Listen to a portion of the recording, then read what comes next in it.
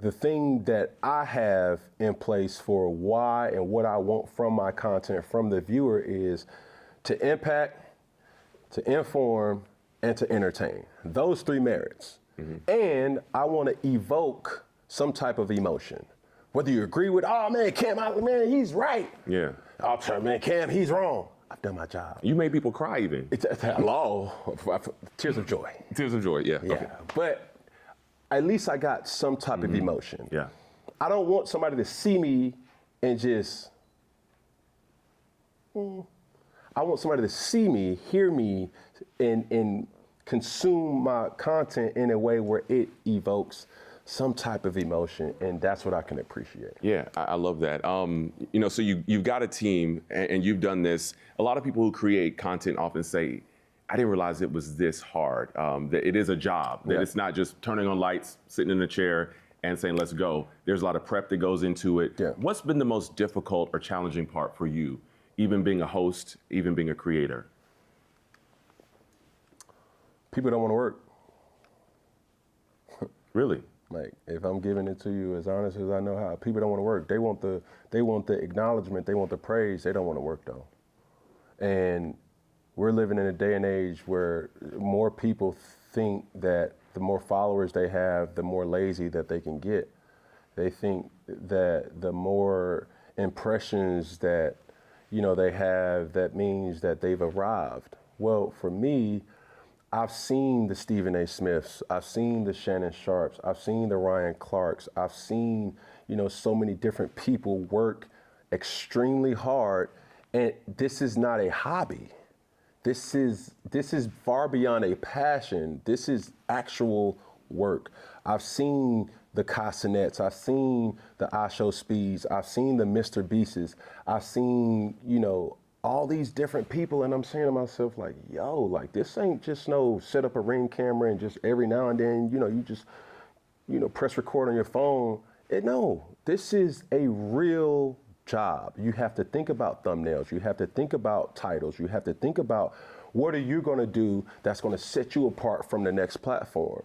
And it's not something that is just conveniently done. There's consistency that has to be a part of it. There has to be a newness about your content, and there has to be a burning desire to make sure that you're delivering the consistency of what the value of that to be. And that's what I appreciate the most, because I've never would have thought that I would enjoy creating as much as I did, but I've always expressed myself in many ways. Yeah. Why can't wearing that hat? Why can't wearing them cups? Why can't doing it? That. I evoked some type of emotion, checkmate, and or I'm getting your attention, and while I have your attention, let me da-da-da-da-da. Yeah. And where does that confidence come from? I've always have loved that about you, that you are unapologetic, but also intentional. Yeah. Man, that's Hattie Lou Newton. That's Cecil Newton Sr. That is Jackie LaVon Newton. Those are the parents that I grew up in a household. I mentioned three individuals because it was a three-parent household. From standing in the front of the church, saying Easter speeches, and it wasn't just the, you know, roses are red, violets are blue, Jesus is sweet, and he loves you too. Like, no, this is, you Real speeches. You gotta have 3 to 4 stanzas. They give it to you the week before, and you have to learn it. And you don't have to, you're not using that sheet of paper. And that was a public speaking crash course right there. You know what I'm saying? So when you were standing in front of the church, and yeah, you had the backing of, let them use you, sweetie. Amen. Like all those things. Yeah. It was like, yo, like, these people are preparing me for, you know, what God has had, you know, or saw in my future. And now I've used that as a way, and to use this as, you know, my ministry, so to speak. You know what I'm saying? Like, I'm not perfect. I've never proclaimed to be, but I want people to learn from, you know, my stories. I want people to learn from, you know, my growth. I want people to learn from, you know, my intentions, and that's what I enjoy most. Yeah, and people don't understand sometimes how much that training as a kid, you know, just being in front of people, being out there, being pushed to do stuff, how it pays off later. I do want to ask you before we go, you've been able to work with different brands and partnerships in addition to having your own. How do you make sure that you keep the Cam and everything that you do while also still partnering with brands, working with other networks? Yeah. How do you keep that ownership? Well, you have to be involved. And it's always a funny thing for me. It's like with my team, Cam, you can't do that. But I am, though. Hey, Cam, you can't but I'm going to do it. And it's not to disregard my team, or it's not to step on anybody's toes or the people that I've already put in place for this. It's to also let myself know that I'm willing, capable of representing myself. And I want people to have a sense of urgency of understanding I'm completely aware of who Cam Newton is. I am so understanding of what I want for myself, and I'm not going to play with that. So whether it's a brand, whether it's a person, whether it's whatever opportunity it may come from, I'm good with saying no. And sometimes that has helped me, and sometimes that has hurt me. But at the same time, I'm willing to be able to be, held accountable to those things. And I want everybody around me to understand, like, yo, in order for us to get to this next step and this next step, we're going to need the help of others. And others may be personnel, others may be brands, others may be any type of capacity that can propel, your vision forward. And being at the forefront of that is why I'm able to really control how certain things may look, feel, and it's presented. Yeah, I love that. Last question, just to kind of on a fun note. We obviously see your fits. You are very unapologetic with the way you dress. Yeah. You bring it every time. Is this something that somebody puts together for you every morning, or do you just get up and say, this is the look for today? I know people want to know that, so I gotta ask it. Hey, listen, I'm trying to be so humble right now. Don't be humble.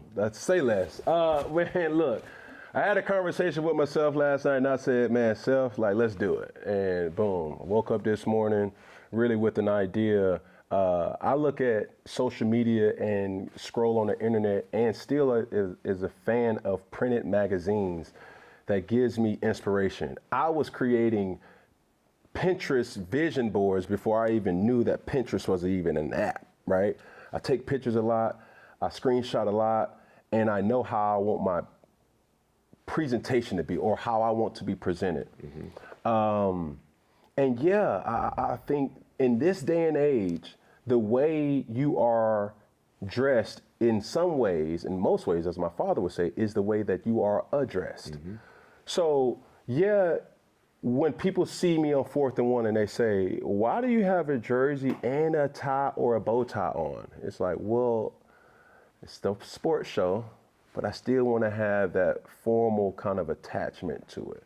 And it really shocks people for that. Hey, on Funky Friday, why do you dress up every single time? It's because I want to set precedents of how it is. When I see people at Winn-Dixie, Publix, Whole Foods, Trader Joe's, and that was every genre of grocery store that you could possibly have, and I probably missed out. Save right?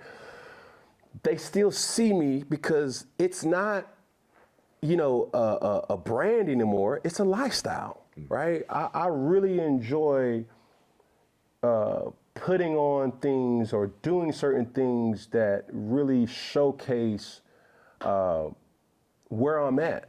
And even if I'm not even able to explain my outfit, I want somebody to see and it's like, oh, he feeling himself today. Yeah. And is. You exclamation point. And we all should. But this dynamic, I think people should feel confident about being unique and being them on their own selves. Lastly, for me is like, instead of trying to find a trail to follow, set your own trend. And if you do that, more could come from that, because I really dress up for my likeness. I create content for my likeness. I create a lot of things, and I'm a part of a lot of things because I think that is cool. And if I'm able to do that for me first, and if somebody says, yo, I appreciated your interview versus, with so-and-so, dang, that's a 2-time appreciation because I liked it, I approved of it, and somebody else approved of it too. So those things right there is where we should pour more into the universe and, allow that to really kind of allow people to feel confident in themselves. Yeah. I said last question, but I didn't meant to get this one in.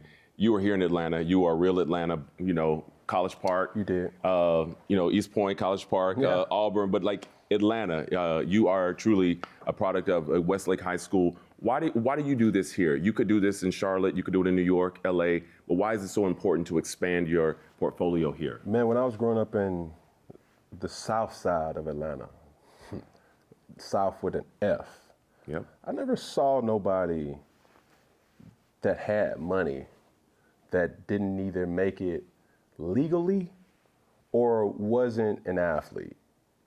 And when I show up to games or when I show up, you know, in everyday life, it is extremely important to me to empower the younger generation for them to see like, yo, he creating content and he looked like he making a lot of money doing it. I don't gotta go to the league. Man, I ain't gotta sell drugs. I can do that. Yeah, you can. And I wanted to be a vessel of hope for that because growing up, it was challenging. I was not poor. I'm not going to stand on that merit. That was not my story. But I doggone sure wasn't rich, right? Yeah. You know, for what we were, we had all the necessities, you know, and grateful to God for that. But for us, or for me, it was just looking around and saying, like, why don't I see a Benz? Why don't I see a Rolls Royce? Why don't I see a Ferrari? And yeah, those are superficial things, but people can relate to say like, yo, you don't have to even go to college to be a millionaire these days. And I just want to give different people ways of thinking, but the common denominator of success is intentionality and consistency. Yeah. And that's what I want to show. You've done both. Cam, appreciate you, man. Thank you, man.